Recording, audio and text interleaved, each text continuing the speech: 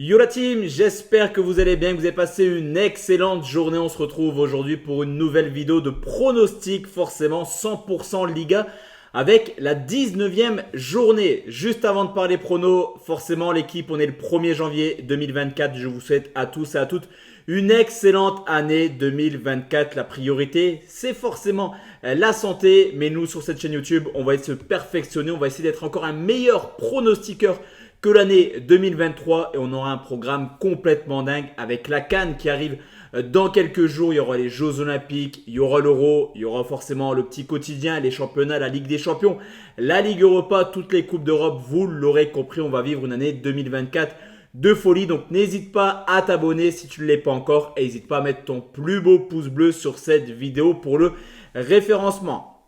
Pour rappel, ici ce ne sont que des avis. Je vais te donner mes 10 avis concernant cette 19e journée de Liga. Si tu veux mon ticket perso, tu peux rejoindre directement mon groupe Telegram 100% Paris Sportif. Dessus, tu auras l'actualité de mon site internet Parieur Foot sur lequel on avait fait des grosses performances en décembre avec des montantes mais également des pronostics publics. Donc n'hésite pas à nous rejoindre. Le lien est dans la description mais également en commentaire épinglé.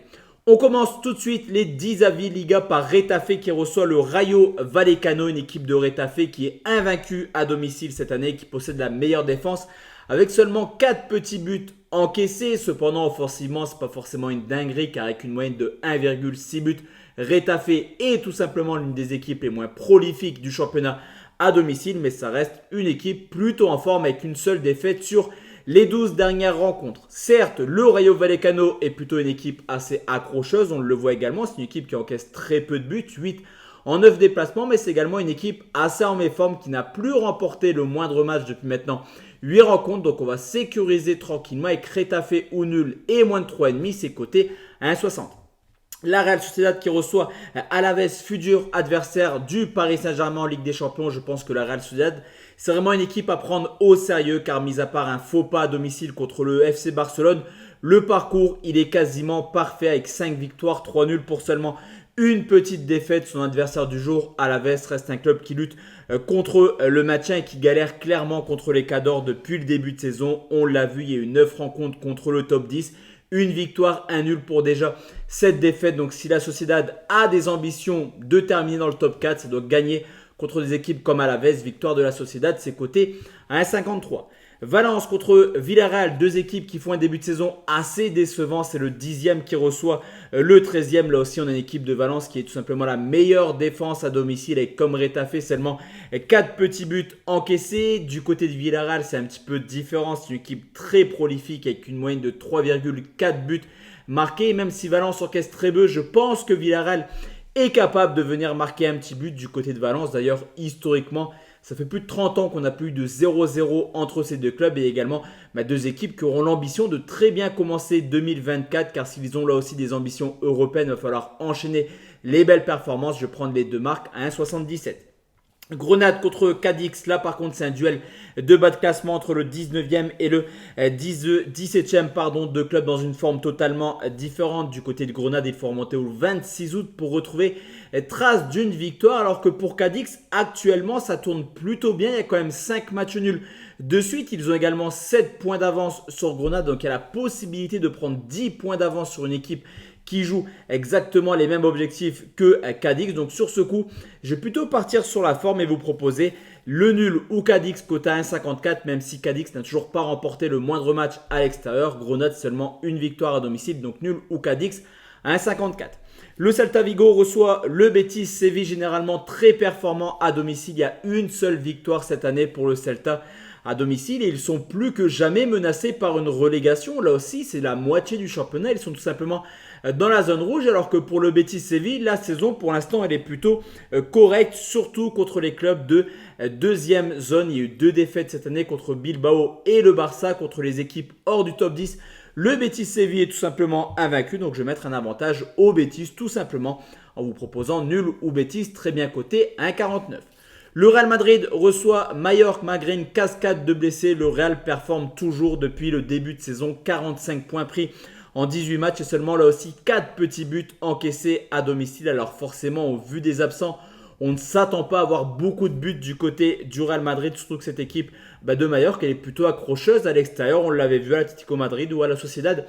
2 fois une défaite sur le score de 1-0. Et comme je te l'ai dit, au vu des absents, je ne vois pas forcément le Real s'imposer 5-6-0. Mais à domicile, les Madrilènes devraient être capables de s'imposer. Donc victoire du Real et moins de 4,5 buts, c'est coté à 1,55.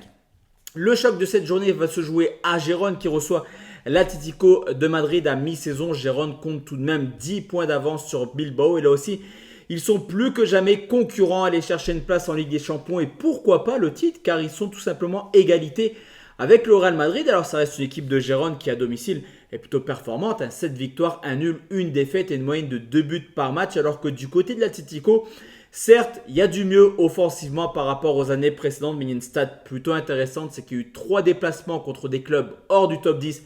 Il y a eu 12 buts marqués, donc ça claque contre les petits, contre les cadors, c'est différent. Il y a eu 5 déplacements contre les clubs qui sont dans le top 10 de la Liga, un seul but marqué, donc sur ce coup, je vois également Gérone capable de surfer, pourquoi pas aller chercher le titre comme Leicester l'avait fait il y a quelques années en Première Ligue et je prends Gérone ou nul à 1,41. Osasuna contre Almeria, toujours à la recherche d'une première victoire. Almeria tout simplement et logiquement bon dernier. C'est vrai qu'il y a eu 0 victoire depuis le début de saison. Alors on le sait, tôt ou tard, cette équipe va s'imposer. Ils ne termineront pas la saison avec 0 victoire. En tout cas, la probabilité est vraiment assez infime. Et pourquoi pas aller chercher sa première victoire du côté d'Osasuna qui tourne au ralenti actuellement avec seulement 2 petites victoires sur les 10 derniers matchs. Surtout que les dernières prestations d'Almeria sont loin d'être ridicules, surtout à l'extérieur. Défaite 2-1 à l'Atlético Madrid, défaite 3-2 du côté du FC Barcelone. Donc je vois Almeria capable d'aller chercher au moins un point. Là, il y a Valubet clairement, nul ou Almeria à 2-0-3. Séville reçoit Bilbao à force de jouer avec le feu. Attention à Séville qui pourrait là aussi descendre seulement 3 points d'avance sur le premier relégable. Une équipe à domicile qui tourne clairement au ralenti depuis le début de saison. Au contraire, de Bilbao qui nous habituait clairement dans les années précédentes à faire des coups à domicile et avoir un peu plus de difficultés à l'extérieur. Cette année, c'est un peu différent. Ça reste aussi un club qui reste sur une très belle série de 8 matchs sans défaite. Et comme je te l'ai dit, Séville n'est plus aussi impressionnant que les années précédentes. Donc, je vais prendre une victoire de Bilbao remboursée quand même 6 matchs nuls. On sécurise côté à 1,56. Et enfin, la dernière rencontre, c'est Las Palmas qui reçoit le FC Barcelone. Attention, clairement, on pourrait avoir une surprise sur cette rencontre dans le sens où le Barça ne maîtrise clairement pas ses rencontres depuis le début de saison. Il y a une 4e place qui n'est pas forcément convaincante, on va dire, pour un club qui a terminé champion l'an passé. Mais c'est surtout dans le jeu où on trouve un Barça assez calme, surtout en termes de buts depuis le début de saison. Alors que Las Palmas à domicile, écoutez, c'est plutôt pas mal. Une seule défaite depuis le début de saison. Il y a une victoire également contre l'Atlético Madrid, un nul contre la Real Sociedad. Donc un club qui s'est hissé son niveau de jeu contre les cadors de Liga. Donc pourquoi pas embêter le Barça. Là aussi, il y a Valubet sur Las Palmas ou nul. Mais Las Palmas ne perd pas ou perd de un but côté 1,46. Me satisfait amplement pour vous le proposer. Donc voici à team mes 10 premiers avis de l'année 2024. On se retrouve demain pour parler de la Serie A et tout au long de la semaine pour parler de la CAN avec une vidéo également spéciale Coupe de France dans les jours à venir. Excellente soirée à tous et à toutes. Ciao, ciao la team.